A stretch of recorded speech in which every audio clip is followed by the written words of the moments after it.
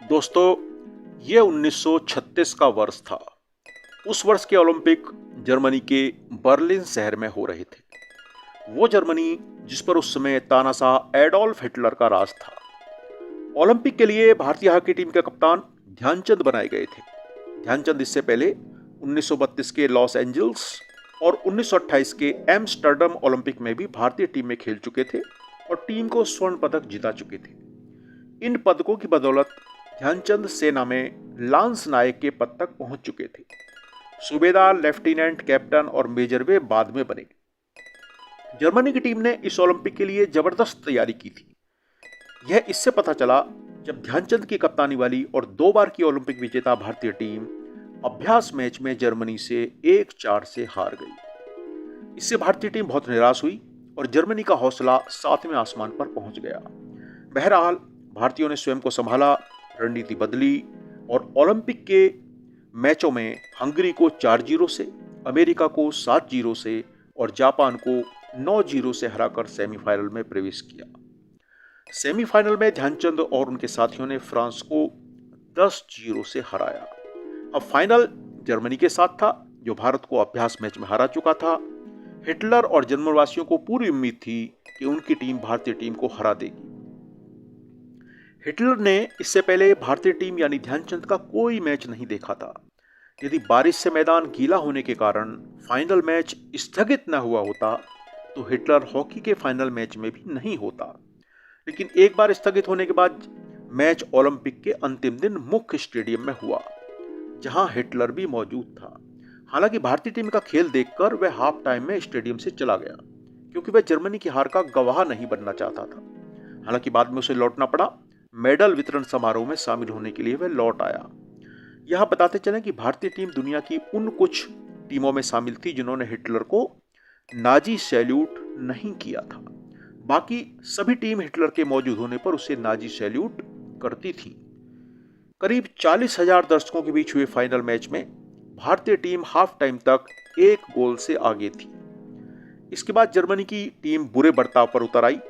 ध्यानचंद के चारों ओर कई खिलाड़ी लगा दिए गए। इसी दौरान गलत तरीके से टैकल करने के कारण ध्यानचंद का एक दांत भी टूट गया। यह भी बताया जाता है कि इस मैच में ध्यानचंद और उनके साथियों ने अपने जूते उतार दिए थे और वे पहले नंगे पैर और फिर रबर के स्लीपर पहनकर भी खेले थे। हाफ टाइम के बाद भारत ने 7 गोल और दागे। इनमें ध्यानचंद के लगातार 3 गोल यानी हैट्रिक भी शामिल थी। जर्मनी की टीम केवल 1 गोल कर सकी, जो पूरे ओलंपिक में भारतीय टीम के खिलाफ हुआ एकमात्र गोल था। इस प्रकार भारत ने यह मैच 8-1 से जीतकर तीसरी बार ओलंपिक स्वर्ण अपने नाम कर लिया। इसके बाद हिटलर ने ध्यानचंद को संदेश भिजवाया कि वे उससे आकर मिले। हिटलर एक क्रूर शासक था।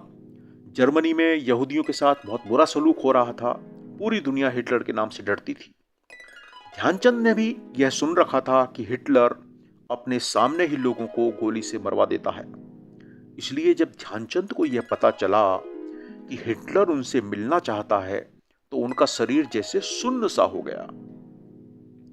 कुछ मीडिया रिपोर्ट्स में कहा गया है कि हिटलर स्टेडियम में ही अपने निजी बॉक्स में ध्यानचंद से मिला, जबकि कुछ अन्य रिपोर्ट्स कहती हैं कि यह मुलाकात हॉकी फाइनल के अगले दिन हुई थी। बहरहाल ध्यानचंद हिटलर से मिलने गए। इस मुलाकात का जिक्र उस समय भारतीय हॉकी टीम के मैनेजर रहे स्वामी जगन्नाथ ने कई बार मीडिया के सामने किया है। इसके अलावा ध्यानचंद की आत्मकथा गोल में भी इसका जिक्र है। हिटलर ने ध्यानचंद का स्वागत किया। सबसे पहले ध्यानचंद के बहुत ही साधारण से कैनवास के जूतों पर एक नजर डाली और उनसे पूछा, जब तुम हॉकी नहीं खेल रहे होते तो क्या करते हो?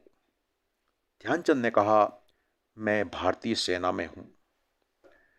हिटलर ने सवाल दागा, तुम्हारा रैंक क्या है? ध्यानचंद ने जवाब दिया, मैं लांस नायक हूं। अब हिटलर ने प्रस्ताव रखते हुए कहा, जर्मनी आ जाओ, मैं तुम्हें फील्ड मार्शल बनाऊंगा। ध्यानचंद एकदम से कुछ समझ नहीं पाए। दरअसल वे यह सोचकर भ्रमित हो गए कि यह हिटलर का आदेश था या अनुरोध। लेकिन वे फिर संभले और विनम्रता से बोले, भारत मेरा देश है, मेरा परिवार वहां रहता है और मैं वहां ठीक हूं। अब हिटलर बोला, जैसा तुम ठीक समझो। इसी के साथ यह मुलाकात खत्म हो गई।